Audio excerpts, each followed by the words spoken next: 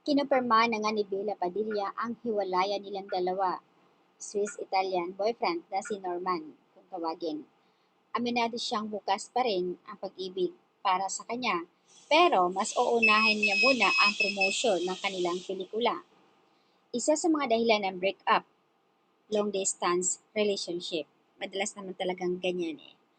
Sa desisyong manirahan muli sa Pilipinas si Bella Padilla. Sa kabila ng hiwalayan, nanatili pa rin na maayos ang kanilang relasyon. Dumalaw pa nga raw si Norman Ben sa shooting ni Bella Padilla sa Pampanga. So, ayan guys, sa post naman ni Bella Padilla sa kanyang Instagram, na ayon sa kanyang caption, I need to be you.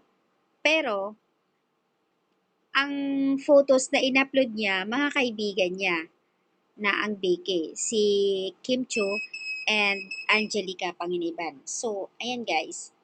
Kasi sa isang interview matapos ang press conference ng kanyang bagong pelikula ng 100 Awit para kay Stella. So, ayan, ibinahagi nga ni Bella na handa siyang muling magmahal matapos ang promotion ng kanilang pelikula. Siguro nga after finish ayon sa kanya, dagdag pa nga ni Bella na kaso hindi muna ngayon mag-date dahil nga mas priority niya ang kanyang movie. Komento nga ng karamihan, mas maganda nga na andito si Bella sa Pilipinas.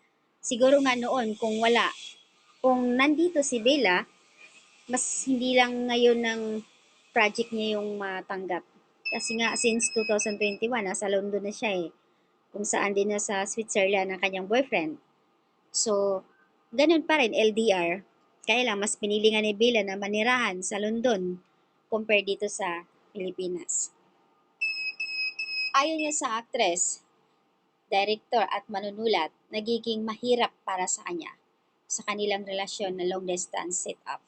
Matagal siyang naninirahan sa London na mula 2021. Siguro nga, napagdesisyonan nga ni Bella na bumalik sa Pilipinas para sa kanyang pagtuunan ng pansin ang kanyang karera. Ayon pa kay Bella, some people are just meant to pass by kasi titira na ako dito ulit sa Pilipinas. Definitely, one of the biggest factor was my moving back na hindi rin kasi kami magkakasama noon. Nasa London ako, nasa Switzerland si Norman. Gayunpaman, nilinaw nga ni Bella na nagiging maayos ang kanilang hiwalayan, na natiling magkakaibigan pa rin ang dalawa.